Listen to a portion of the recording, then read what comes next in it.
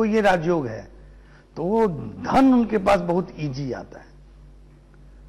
मेहनत कम करते हैं, पैसा ज्यादा बनाते हैं। पैसा ज्यादा बनाते हैं, सोर्सेज भी बनते रहते हैं। अच्छा, तो ये राजयोग कारगर राजयोग है। मैं एक्चुअली एस्ट्रोलॉजी को प्रैक्टिकल भी देखता हूं कि फल आता है कि नहीं आता है। सिर्फ कहने से नहीं होता है, फल उसके क्या होता है। थोड़ा सा शुक्रवार के बारे में बात करने। नहीं तो आप लोग तो काफी सुधार करते हैं, तो कुछ ऐसा योग बनवा सकते हैं या नहीं? देखिए, एक्चुअली क्या है, योग तो नहीं बना सकते हैं, वो तो ऊपर वाले बनाते हैं। लेकिन क्या है कि अगर योग को नष्ट करने वाला कुछ योग है, एक बात, और अगर धन की कमी है, चाहे उस संबंधित कोई प्रॉब्लम है, तो उसको दूर करने के लिए हमारे शास्त्रों में बहुत सारे उपाय हैं।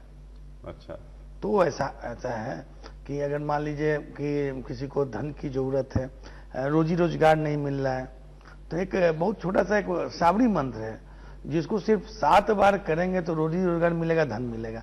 धन ऐसे तो नहीं मिलेगा ना, ऐसा कुछ तो करना होगा, कुछ तो करना होगा। धन के लिए तो साधन नहीं है, जो गलत भी करते हैं वो भी धन के लिए बहुत कुछ करते हैं। नहीं, मैंने इसीलिए आपसे पूछा कि बहुत सारे ऐसे होते हैं, तो एस्ट्रोलॉजर भी होते हैं जो कहते हैं कि बस धन जो है आप हमारे पास आइए, धन आपके पास आ जाएगा। लेकिन जो उनके पास धन होता है वो चला जाता है, आता तो नहीं है। नहीं, लेकिन लोगों को ही तो समझना चाहिए कि ऐसे कोई एस्ट्रोलॉजर अगर ऐसा स्टेटमेंट देता है तो उसको किसी को बुलाने की क्या जरूरत है, वो अपने लिए इतना धन कर लेना। सही बात है। तो अपने लिए इतना धन कर ले तो किसी से मिलने की क्या जरूरत है, उसको तो सिर्फ खर्च करना है, दुनिया में घूमना है, खर्च करना है। तो फालतू का समय किसी को बुला क्यों रहा है? ये तो लोगों को समझने की बात है कि चमत्कार कभी नहीं होता है। अब लोग नहीं समझते हैं, तो ये आदमी जब तक कर्म नहीं करे तब तक तो उस धन का उपयोग भी नहीं करना चाहिए। सही बात ये, अगर कर्म करें तब भाग्य से बोले कि देने के लिए। गीता में भी कहा है कि कर्म करो, भाग्य की चिंता मत करो। बस हम जब कभी भी बात होती है हमारी इस पर, तो हम हमेशा इसी बात पे जोर देते हैं कि कर्म जो है वो सबसे ऊपर, कर्म सर्वोपरि है, उससे ऊपर और कुछ हो ही नहीं सकता। भाग्य तभी साथ देगा जब कर्म आप करेंगे, और फल तभी आपको मिलेगा जब आप कर्म करेंगे। कर्म अगर आप न करें और सोचे कि उसका रिजल्ट आपको मिले, उसका फल मिले, रिजल्ट तो तभी आएगा जब आप परीक्षा में बैठेंगे, पास या फेल, जो भी कुछ हो।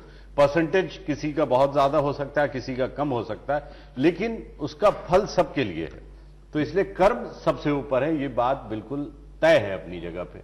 चलिए, वो मंत्र भी आप बता दीजिए जो आप बताने वाले थे। जी, ओके। बहुत साधारण सा मंत्र है, और हमारा मंत्र बहुत दूसरे ढंग का मंत्र होता है, बहुत ऑथेंटिक होता है। शाबरी